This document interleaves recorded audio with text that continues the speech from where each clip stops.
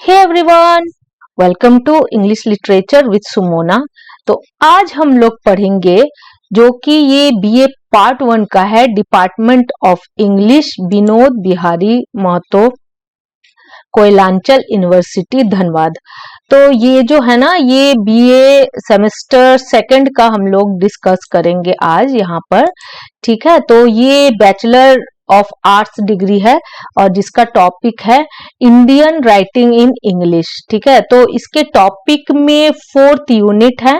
ये चारों यूनिट को हम लोग पढ़ेंगे। अक्सर होता ये है ना कि स्टूडेंट क्या होता है, और ये ऑनर्स और जनरल ये दोनों पेपर में है। ठीक है, अक्सर ये होता है कि जब ग्रेजुएशन मतलब 12th के बाद जब बच्चे ग्रेजुएशन में आते हैं तो इसमें बहुत ज्यादा कंफ्यूज होते हैं सिलेबस वगैरह को लेकर, और कुछ समझ भी आता नहीं है, कुछ कंफ्यूजन रह जाता है। तो इसलिए मैंने क्या किया है कि सेमेस्टर वाइज आप लोग को बताऊंगी कि किस सेमेस्टर में क्या क्या चीजें पढ़नी है। ठीक है, ये जानना बहुत जरूरी है। अगर ये जान लेंगे तो फिर बहुत इजी हो जाता है हर चीज। तो फिर लेट नहीं करते और स्टार्ट करते हैं कि क्या है। तो इसका टॉपिक तो आप मैंने बता दिया, इंडियन राइटिंग इन इंग्लिश ये है। और इसका फर्स्ट यूनिट को डिस्कस कर लेते हैं, फिर एक एक करके सारे यूनिट्स को देख लेंगे। वैसे इसमें 4 यूनिट्स हैं। तो फर्स्ट यूनिट में क्या है, social, political, religious and economic condition of the respective periods in Indian writing in English. ठीक है, और इसको हम लोग 2 पर्सपेक्टिव से समझेंगे। फर्स्ट तो समझेंगे Indian English poetry of the first phrase से समझेंगे कि फर्स्ट फ्रेज में किस तरीके का सोशल, पॉलिटिकल और रिलीजियन एंड इकोनॉमिक कंडीशन था।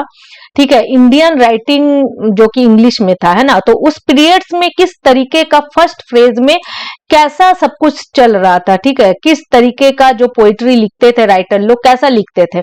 उसके बाद फिर इसी को, यही सारे चीजों को हम लोग सेकंड फ्रेज के पर्सपेक्टिव से भी देखेंगे। तो इससे क्या होगा कि दोनों पर्सपेक्टिव से जब हम लोग देख लेंगे सारे चीजों को तो अच्छे से समझ में आ जाएगा कि उस टाइम पीरियड में जो इंडियन राइटिंग इन इंग्लिश का जो पूरा टॉपिक था तो वो किस तरीके से होता था। ठीक है, तो अब इसी का देख लेंगे कि और भी है। ये तो है आपका यूनिट का जो फर्स्ट हम लोगों ने स्टार्ट किया, ये है। अब सेकंड में हम लोग देखेंगे कि इसी में क्या है, post independence Indian English poetry, pre independence Indian English drama, post independence Indian English drama, pre independence Indian English novel, post independent Indian English novel and Indian English short story.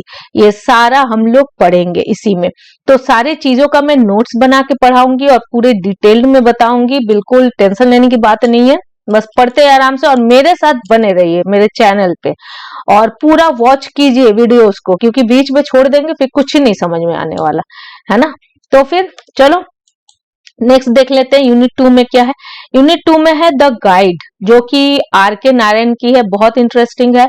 Unit 3 में है नागामंडाला, जो कि Greece Karnad का है। ठीक है, और 4th unit में है। 4th यूनिट में ये सारे जितने भी राइटर्स हैं सबके पोएम हैं या स्टोरी वगैरह हैं, तो सबको हम लोग एक एक करके देखेंगे।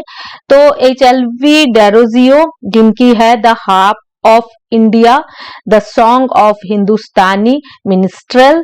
ठीक है, नेक्स्ट है तोरूदत्त की लोटस है और अमोन पेरे है। ठीक है, सरोजिनी नायडू नेक्स्ट है, तो इनका है क्वीन गुलनार्स राइवल्स और समर वुड्स। ठीक है, और फिर नेक्स्ट में है निजम, है ना, इजिकल, इनका है इन इंडिया और मैरिज। ये दोनों हम लोग पढ़ेंगे इसमें।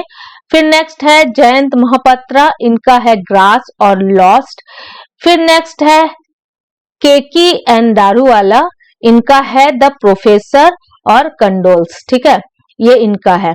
और फिर नेक्स्ट है कमला दास का है द डांस ऑफ, है ना, इनका जो है द डांस ऑफ यूनकस है। और फिर नेक्स्ट है माय ग्रैंड मदर्स हाउस। ठीक है, तो ये सारा चीजों को हम डिस्कस करेंगे इसके आपके सिलेबस के। और today I am only deal with the syllabus of semester second, और इसके बाद जो भी मतलब वीडियोस आएगी वो मैं एक एक करके इसी सिलेबस का एक एक पार्ट ले लेके बताते जाऊंगी और नोट्स भी देते जाऊंगी। तो आज के लिए इतना ही। अगर वीडियो अच्छी लगे तो लाइक कीजिए, do subscribe my channel and hit the bell icon also. तो फिर आज के लिए इतना ही। Bye and take care of yourself.